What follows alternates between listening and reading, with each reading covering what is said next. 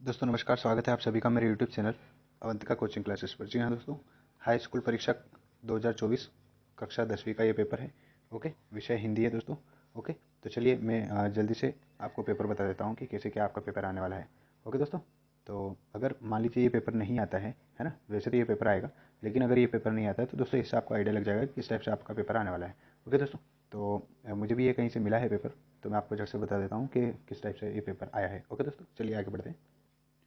दोस्तों याद रखिए, इस बार दिशा निर्देश को आपको ध्यान से पढ़ना है। ओके, क्योंकि दिशा निर्देश के अकॉर्डिंग ही बोर्ड में मार्किंग की जाती है। वैसे मैंने एक वीडियो डाल दिया है अपने चैनल पर, जिसमें मैंने पूरा बताया हुआ है कि आपको किस प्रकार से मार्किंग दी जाएगी, है ना। अगर आपने वो वीडियो देखा है तो आपको पता चल गया होगा कि बोर्ड में आपको किस प्रकार से एप्लीकेशन की मार्किंग की जाएगी, किस प्रकार से निबंध की मार्किंग की जाएगी, और कौन सा सेशन, कौन सा पोर्शन कितने नंबर का आने वाला है, सब कुछ मैंने बता दिया दोस्तों। अगर आपने वो वीडियो नहीं देखा है तो हमारे चैनल पर अभी विजिट करें और वो वीडियो जरूर देख लें। ओके दोस्तों, देखिए, पहला निर्देश हमें दिया है सभी प्रश्न अनिवार्य, जो कि आपको सारे प्रश्न हल करना है दोस्तों। ओके, कोई भी छोड़ के नहीं आना है। ओके, अगला देखिए दोस्तों, अब इस वीडियो में आपको ऐसी ट्रिक बताऊंगा जिससे आपको अगर कोई प्रश्न नहीं आता है तो आप उसका एक अच्छा सा जुगाड़ कर पाएंगे। ओके, जिससे आपके नंबर नहीं कटे। ठीक है दोस्तों, तो चलिए अगला निर्देश हमारा 1 से 5 तक जो है दोस्तों, 5 प्रश्न आएंगे आपके वास्तुनिष्ठ, जिसमें 30 प्रश्न टोटल, मतलब एक में 6 क्वेश्चन उपस्थित होंगे। ठीक है, इस प्रकार से 30 नंबर के आपके ऑब्जेक्टिव हो जाएंगे।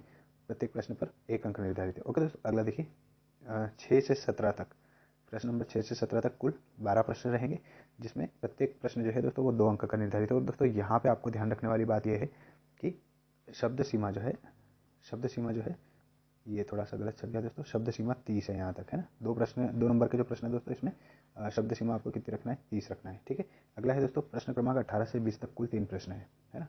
और यहाँ पे प्रत्येक प्रश्न के 3 अंक निर्धारित है दोस्तों। और समय सीमा कितनी है दोस्तों, शब्द सीमा जो है वो कितनी है, 75 शब्द है दोस्तों। आपको याद रखना है, अगर 75 शब्द आप पूरे नहीं कर पाते हैं तो आपको नंबर कट कर दिया जाएगा, मतलब माइनस कर दिए जाएंगे। और दोस्तों अगर आपने 75 से ज़्यादा भी अगर शब्द सीमा बढ़ा दी है, मतलब 75 से ज़्यादा मतलब 120 150 शब्द अगर लिख दिए, तो उसका आपको माइनस मार्किंग झेलनी पड़ सकती है। ओके, ये बात पेपर में बोर्ड ने क्लियर कर दी है। ठीक है, याद रखिए।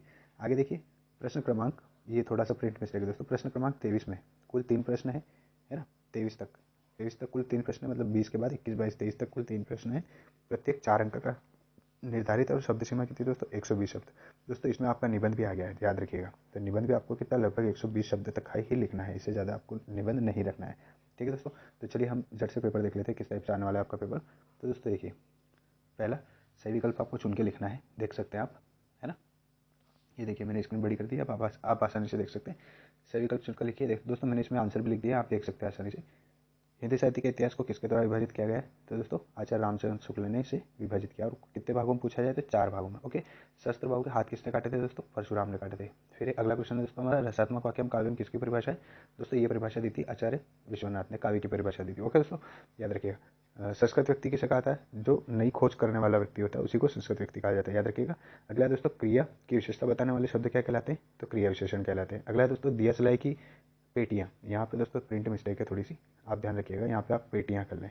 ठीक है, ये पत्तियाँ सब क्या है, यहाँ पे आएगा पेटियाँ, है ना। या पेटियों से किसके घरौंदे, किसके घरौंदे के किवाड़ बने थे। ओके, इसको घरौंदा पकड़ लेना, किसके घरौंदे के किवाड़ बने थे, है ना। तो भोलानाथ के घरौंदे के किवाड़ बने थे दोस्तों। ओके, आशा करता हूँ यहाँ तक आपको समझ में आया होगा। चलिए आगे देखते हैं। जैसे दोस्तों सही विकल्प की, दोस्तों यहाँ पे आपको रिक्त स्थानों की पूर्ति करना है। देखिए, अट नहीं रही है, एक कविता है आपके 10वीं में, अट नहीं रही है। ये कविता किसकी मादकता को प्रकट कर रही है दोस्तों, फागुन की मादकता को प्रकट कर रही है। ठीक है, अगला है, जहाँ प्रकृति का मानव की तरह वर्णन किया जाता है वहाँ पे रिक्त स्थान अलंकार होता है, जैसे यहाँ पे आ जाएगा मानवीकरण अलंकार। जिन छंदों की रचना वर्णों की गणना के आधार पर की जाती है उन्हें कौन सा छंद कहते हैं दोस्तों, यहाँ पे छंद है, याद रखिएगा। कौन सा छंद कहते हैं दोस्तों, वर्णिक छंद कहते हैं। इसके बाद मनोरथ संधि का उदाहरण है, कौन सी संधि का उदाहरण दोस्तों, विसर्ग संधि का उदाहरण है। ओके, अगला देखिए दोस्तों, शहनाई बजाने के लिए किसका प्रयोग किया जाता है, तो दोस्तों इसके लिए रीड का प्रयोग किया जाता है ना। किसका प्रयोग किया जाता है दोस्तों, रीड का प्रयोग किया जाता है, याद रखिएगा, है ना। अगला है दोस्तों हमारा, लॉन्ग स्टॉक में फिल्म की शूटिंग हुई थी, कौन सी फिल्म की शूटिंग हुई थी दोस्तों, गाइड फिल्म की शूटिंग हुई थी, आप देख सकते हैं गाइड फिल्म की शूटिंग हुई थी। ओके, आगे देखते हैं।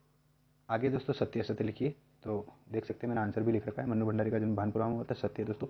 याद रखिए, जब इनका जन्म हुआ था तब भानपुरा नहीं गिना जाता था दोस्तों, तब ये मंदसौर गिना जाता था। अगर आपको ऑप्शन में मंदसौर मिलता है तो आप मंदसौर टिक करें, अगर पूछा गया है तो भानपुरा ही लिखें। ओके, रेखा चित्र को शब्द चित्र भी कहा जाता है दोस्तों, ये भी सत्य है। विजय बाजार नहीं जाता है, ये आज्ञावाचक शब्द है क्या, ये आज्ञावाचक वाक्य क्या? नहीं, ये निषेधवाचक वाक्य है। हिरोशिमा भारत में है, तो ये भी सत्य हो जाएगा। सूरदास को वात्सल्य श्रृंगार रस का श्रेष्ठ कवि माना गया है, ये भी सत्य हो जाएगा दोस्तों। ओके, आशा करता हूँ यहाँ तक आपको समझ में आया होगा। चलिए आगे बढ़ते हैं। आगे दोस्तों, भगत की बहू उन्हें अकेला नहीं छोड़ना चाहती थी, ये भी दोस्तों यहाँ पे दिख रहा होगा आपको, सत्य है। ओके, आगे देखिए, सही जोड़ी आपको मिलाना है दोस्तों। देखिए इस प्रकार से आपकी सही जोड़ी आएगी, है ना, 6 नंबर में। तो आपको सही सही मिलाना है इसको। देखिए विनय पत्रिका, विनय पत्रिका किसकी रचना दोस्तों? तुलसीदास की। फिर कामायनी, कामायनी किसकी रचना दोस्तों? जयशंकर प्रसाद की रचना है। तीसरा है प्रथम कहानी दोस्तों, हिंदी साहित्य की प्रथम कहानी कौन सी है? इंदुमती। ओके, तो यहाँ पे आ जाएगा 3। फिर गोदान जो है किसका उपन्यास है दोस्तों? ये चौथा आ जाएगा इसमें, प्रेमचंद, है ना। ये सबसे प्रसिद्ध उपन्यास है दोस्तों, याद रखिएगा। सूर के पद किसकी रचना दोस्तों? सूरदास की रचना है, तो यहाँ पे आ जाएगा हमारा 5वां। ओके, और छठा है युगधारा किसकी रचना है? नागार्जुन की। ओके दोस्तों, याद रखिएगा, ये आपका सही जोड़ी का नंबर है। आप चाहे तो इसका स्क्रीनशॉट ले सकते हैं, ठीक है। आप इसको देख के जरूर जाए दोस्तों। मैं ये नहीं कर रहा हूँ कि यही पेपर आएगा, लेकिन इस प्रकार से आपका पेपर आएगा और इसी प्रकार से आपको इसको सोल्व करना है। ओके, आगे देखिए, अगला है दोस्तों, दो शब्द, 2 नंबर के उत्तर है। एक शब्द, सॉरी ये 1 नंबर का उत्तर है, ऑब्जेक्टिव है। एक शब्द में आपको उत्तर लिखना है। देखिए तुलसीदास के बचपन का नाम क्या था दोस्तों? मैंने ऑब्जेक्टिव में इसका आंसर लिख रखा है, राम बोला। अगला है छायावाद के कवि कौन है दोस्तों? जयशंकर प्रसाद, ठीक है। कबीरदास की भाषा कौन सी है? सदुखड़ी भाषा है दोस्तों। यहाँ पे याद रखिए, सूरदास की और तुलसीदास की या कबीरदास की, इन तीनों में से एक जने की भाषा जरूर आपसे पूछी जाएगी। ओके, याद रखिएगा। आगे दोस्तों, शिवधनुष किसने तोड़ा था? तो श्री राम ने तोड़ा था। परशुराम के तर्क किसने दिए थे? श्री लक्ष्मण ने दिए थे। और नेताजी का चश्मा किसकी रचना दोस्तों? स्वयं प्रकाश की रचना। ओके, याद रखिएगा। अगला दोस्तों 2 नंबर के लिए क्वेश्चन है, रीतिकाल की 2 विशेषताएं आपको बताना है। तो रीतिकाल की 2 विशेषताएं क्या हो जाएगी दोस्तों? मैंने इसके ऊपर ये क्वेश्चन हमारे इंपॉर्टेंट क्वेश्चन में है, जो कि मैंने एक वीडियो बना रखा है, उसमें आपको दिया गया होगा व्याकरण के क्वेश्चन, है ना दोस्तों। उसी में से क्वेश्चन बैठेंगे, तो ये क्वेश्चन आप रेडी कर लें। अगला क्वेश्चन आप देख सकते हैं दोस्तों, छायावाद की 2 विशेषताएं आपको लिखना है, ठीक है। उसी के अथवा वाला क्वेश्चन है। अगला क्वेश्चन है 7वां, जयशंकर प्रसाद की काव्यगत विशेषता निम्नलिखित बिंदुओं के आधार पर लिखना है दोस्तों। जैसा कि मैंने बताया था आपको कि बोर्ड में इस प्रकार से क्वेश्चन आएगा, है ना। 2 रचनाएं आपको लिखनी रहेगी, या तो आप जयशंकर प्रसाद की लिखें, या फिर एक और यहाँ पे अथवा करके आपको दिया रहेगा दोस्तों। अथवा करके आपको किसी लेखक का नाम दिया रहेगा, कवि का नाम, है ना। मान लीजिए यहाँ पे तुलसीदास दिया है, तो तुलसीदास और जयशंकर प्रसाद में से किसी एक की आपको 2 विशेषताएं लिखना है, और भाव पक्ष कला पक्ष लिखना है, जो कि कवि का मैंने एक सेपरेट वीडियो में आपको बता रखा है किसे आपको क्या लिखना है। ओके, इसके बाद दोस्तों एक क्वेश्चन है अगला 8वां, लक्ष्मण ने वीर योद्धा की क्या क्या विशेषता बताई है। और इसी के अथवा में दोस्तों ये प्रिंट मिस्टेक बहुत है दोस्तों, इसमें स्मृति को पाथेय बनाने में, है ना दोस्तों। इसको थोड़ा सा प्रिंट सुधार लें। स्मृति को पाथेय बनाने से कवि जयशंकर प्रसाद का क्या आशय है। ये क्वेश्चन भी दोस्तों आपके 100% आने वाला है। ओके, याद रखें। अगला है दोस्तों, देखिए अगला क्वेश्चन, कवि के अनुसार फसल क्या है। और इसके अथवा में दोस्तों संगतकार के माध्यम से कवि किसकी ओर इशारा करना चाहते हैं। ओके, अगला क्वेश्चन है महाकाव्य और खंडकाव्य में अंतर लिखिए, या फिर इसके अथवा में आएगा मुहावरे और लोकोक्ति में अंतर लिखिए। दोस्तों अंतर आपको कैसे लिखना है, इसके लिए मैं एक सेपरेट वीडियो बना चुका हूँ, है ना। ब्लू प्रिंट का पूरा एनालिसिस कर रखा है मैंने, तो उसमें मैंने वीडियो बनाया है, जस्ट ये अपलोड किया है, इससे पहले वाला वीडियो है ना, आप जाके जरूर देखें। अगला दोस्तों, चौपाई छंद का लक्षण जो है या परिभाषा जो है उदाहरण सहित आपको लिखना है, ठीक है। इसके बाद पुनरुक्ति प्रकाश अलंकार की परिभाषा आपको उदाहरण सहित लिखना है दोस्तों। ये अंतर जो है मैंने जिस वीडियो का अभी जिक्र किया है उसी में दे रखा है पूरा, आप लिख सकते हैं, है ना। चौपाई दोस्तों, ये छंद वाला जो वीडियो है ये मैंने पूरा सेपरेट वीडियो अपलोड कर रखा है, इसमें आप दोहा, चौपाई और सोठा तीनों को उदाहरण सहित देख सकते हैं। इसके बाद दोस्तों अलंकार वाला वीडियो भी मैंने पूरा अपलोड कर रखा है, पुनरुक्ति प्रकाश अलंकार आपको उसमें मिल जाएगा। अगला है दोस्तों, कपास दिभाव सूत्र के अनुसार कहानी के तत्व लिखिए। दोस्तों इसमें कहानी के तत्व मैंने एक शॉर्ट बना रखा है। इसके अलावा भी जो अभी मैं वीडियो को डिस्कस कर रहा था, है ना, 10वीं का पेपर देने से पहले ये जरूर देख लें। ऐसा करके दोस्तों मैंने निदानात्मक का पूरा एक विश्लेषण कर रखा है, एनालिसिस कर रखा है, उसमें ये आपको आंसर मिल जाएगा। अगला दोस्तों, नाटक और एकांकी में आपको अंतर लिखना है, ये भी आपको उसी वीडियो में मिल जाएगा। अगला क्वेश्चन आएगा दोस्तों आपका, देखिए 13वां वाला, राम रक्ष बेनीपुरी तथा स्वयं प्रकाश की साहित्यिक विशेषताएं निम्न बिंदु के आधार पर लिखिए। दोस्तों इसमें 2 बिंदु दे रखे हैं, जैसे कि मैंने आपको बता रखा था पहले कि 2 रचनाएं पूछी जाएगी और दोस्तों भाषा शैली पूछी जाएगी। ओके, तो ये जरूर याद रखें दोस्तों। अगला है बाल गोविंद भगत की वेशभूषा का वर्णन अपने शब्दों में कीजिए। और इसके अथवा में दोस्तों, कैप्टन बार बार चश्मा क्यों लगा देता था, कहाँ पर, मूर्ति पर, है ना। तो कैप्टन बार बार मूर्ति पर चश्मा क्यों लगा देता था, ये आपको बताना है। अगला क्वेश्चन है दोस्तों आपको, संगीत की दुनिया में डुमराव को क्यों याद किया जाता है, ये जरूर याद रखिएगा दोस्तों। ये 15वां क्वेश्चन है। और दोस्तों इसके अथवा में आपसे एक और क्वेश्चन पूछा जाएगा, जो कि दोस्तों ये देखिए आपके सामने क्वेश्चन उपस्थित है, किन महत्वपूर्ण आवश्यकताओं के कारण सुविधागे का आविष्कार हुआ होगा। ये मैंने आपको वीडियो में बताया था कि इंपॉर्टेंट क्वेश्चन है। अगला दोस्तों देखिए 16वां क्वेश्चन, निम्नलिखित वाक्यांश के लिए एक शब्द लिखना है आपको जिसके जैसा कोई और ना हो, उसे क्या कहते हैं दोस्तों, अद्वितीय कहते हैं। मैं बता देता हूँ, याद रखिएगा। अधिक बोलने वाला क्या कहलाता है, वाचाल कहलाता है। इसके अथवा में दोस्तों निम्नलिखित मुहावरों का अर्थ लिखकर वाक्यों में प्रयोग करना है, ठीक है। दोस्तों मैं आपको ट्रिक बताने वाला हूँ, जिससे आप जो आंसर आपको नहीं आता है वहाँ पे आपको कौन सा आंसर लिखना है वो आपको ट्रिक बताने वाला हूँ।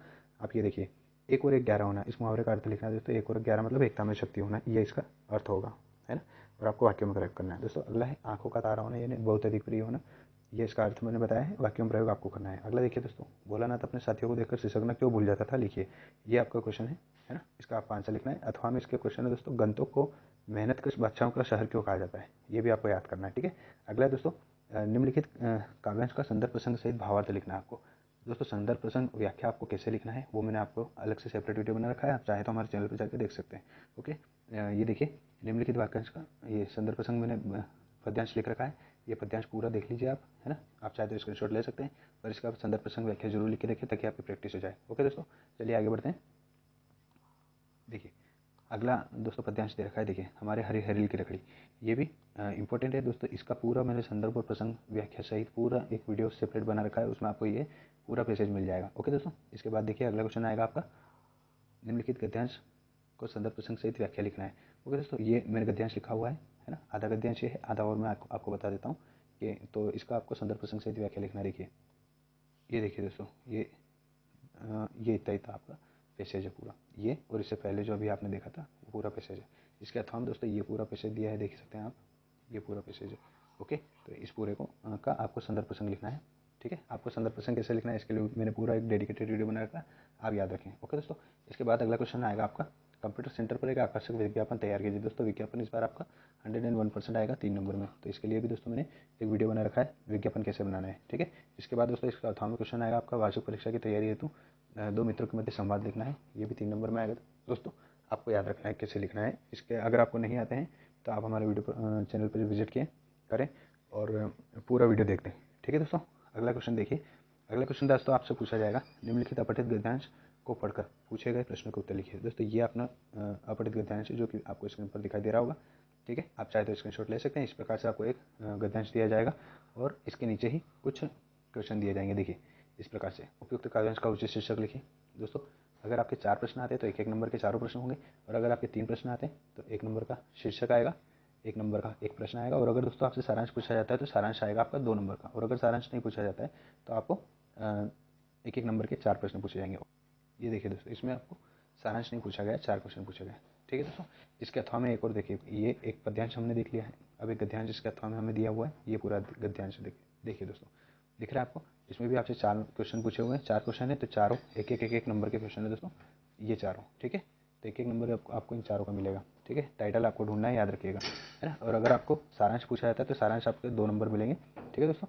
तो ये हो गया हमारा अपठित गद्यांश। अगला आएगा दोस्तों हमारा क्वेश्चन, देखिए अपने जिले के न्यायाधीश को ध्वनि विस्तारक यंत्र पर प्रतिबंध लगाने तो आवेदन पत्र लिखिए।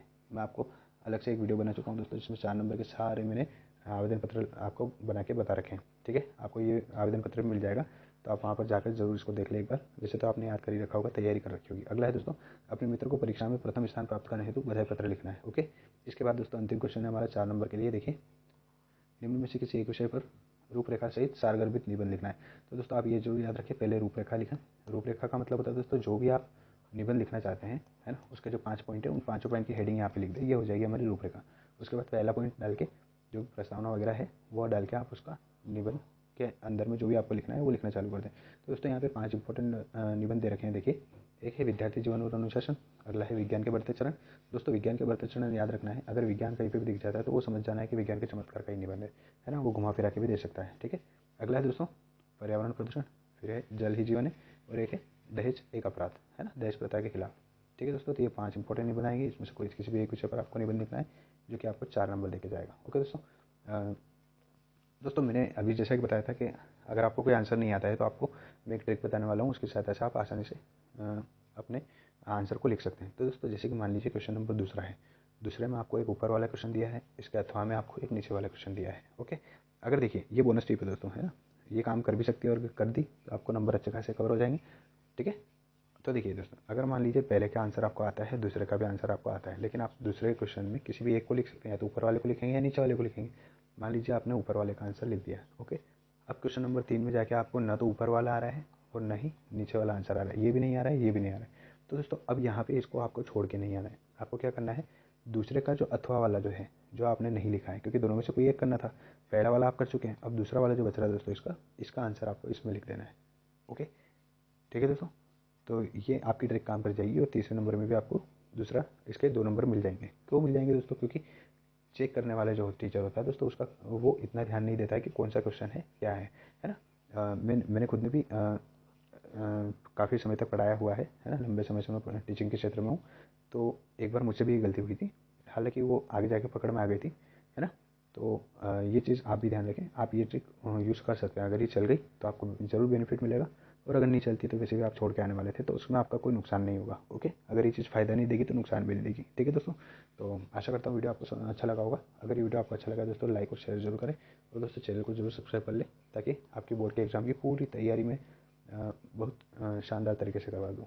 ओके दोस्तों, चलिए मिलते हैं अगले वीडियो में दोस्तों। एग्ज़ाम के लिए बेस्ट ऑफ लक, और तब तक के लिए धन्यवाद।